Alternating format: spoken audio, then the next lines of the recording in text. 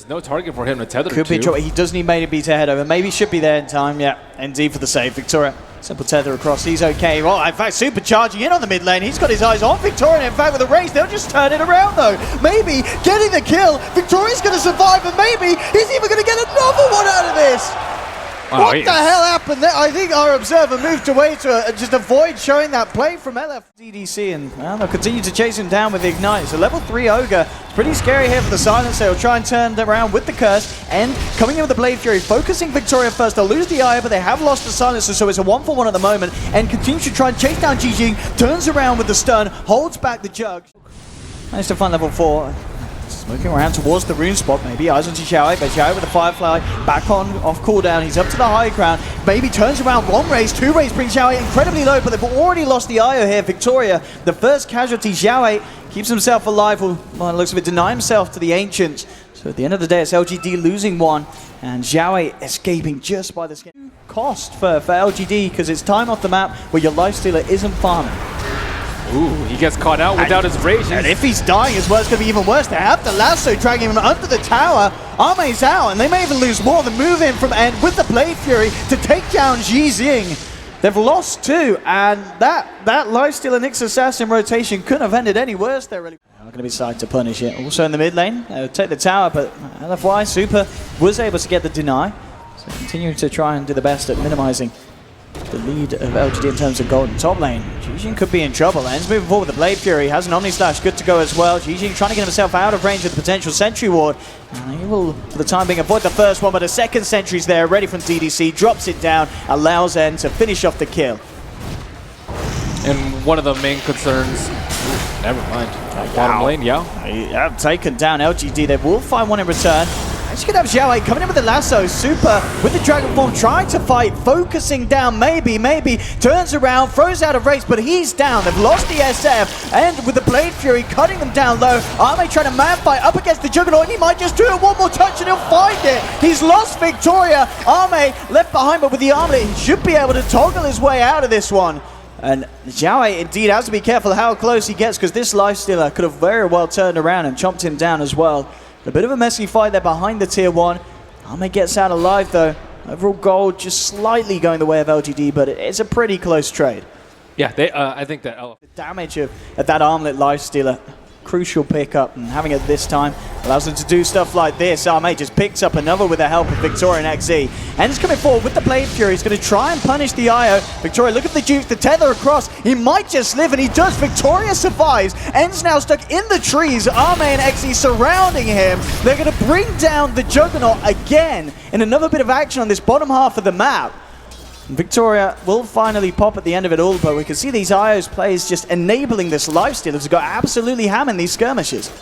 Yeah, they're having to focus so much on everyone else, and knowing that if Wisp doesn't die, the hero that they're focusing is not going to die. If he can find the jump, and LGD has no vision over there, and with the aid of the smoke, perhaps a Nyx Assassin can break it out, but... It's a good jump in. Immediately onto Ame. The global silence is going to mean that Victoria can't help him out at the moment with the tether, and it's not going to come in time. Great execution there from LFY. Yeah, super easy target. Lifestealer, he thinks he's safe up in front with that armlet and the Wisp behind him, but not expecting that Blink Dagger to be coming out so early. Moving forward, maybe seeing if they can get anything more though. LGD are here with a full 4-man. Look at the initiation onto the Sand maybe coming in with a few raises, bringing Yao down low, but Yao survives, turns around with the Burrow Strike, and now it's maybe in trouble. He's been kept alive by Victoria, tries for the Requiem, but he's down. They've lost the Shadow Fiend. And LFY, with a very fortunate sequences of events. The first pick off with that bat blink reveal, then following it through for a second, and potentially a third. Victoria did try for the relocate out to save Maybe, but he ends up coming back, giving away his own life. In fact, Xiaowei's not done. He jumps forward. He's looking to chase down XZ as well. XZ will get away. Trumped by the Observer Ward to the side. So looks like LGD are wise to LFY's ways. And there is an Ancient Black Dragon that gets lassoed back. Are they going to be able to combo with Global? Taking him down once with the Omni and the Global. They're bringing him down low. There's a bit of a surprise. That could maybe on the high ground with the BKB. The Requiem comes out. Bursts down. Yao turns towards Xiaowei. And LFY were not expecting to run up into that, and the pain may not be over. Headed a little bit to the southeast, just in case one of his cores get caught out. They are going to go in for this push.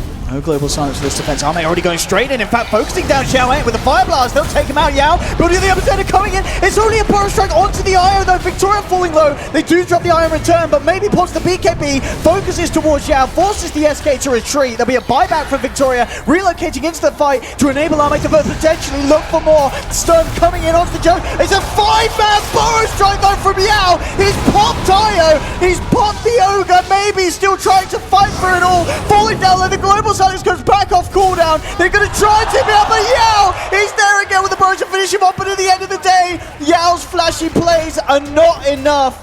They've lost 4, ends on his way back to the base, and LGD will find the tier 2. We only saw 2 heroes, and they only saw 1 hero with the Observer Ward, but they don't want to smoke us too. How are they actually going to win a fight there? Smoke on smoke here from both sides. Jijing leading the way, Ame in tow. He's got that lifesteal already inside of him. He'll move towards Super, but immediately the jump in return with the stuns. The global side is coming out as well. They start to drag back the Nyx Assassin, but they can't finish him off. Maybe he's brought in by Victoria. They'll surround on DDC in the sidelines. Silences out. They've lost Jijing. It's a 1-for-1 at the moment, and Manta starting off the open wounds. Ame, he's only going to be able to jump.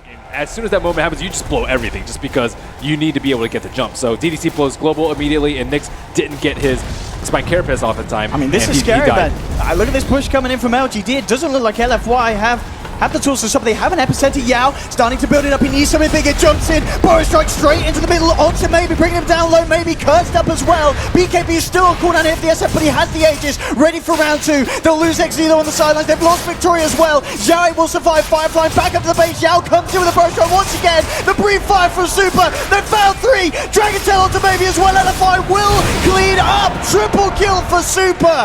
They'll certainly help him step back into this game, but they did lose the melee racks. LGD, they wanted to hit that sweet spot where LFI were still waiting for that respawn timer, but they did. With any sort of a wraparound at the moment, I'll bring him back.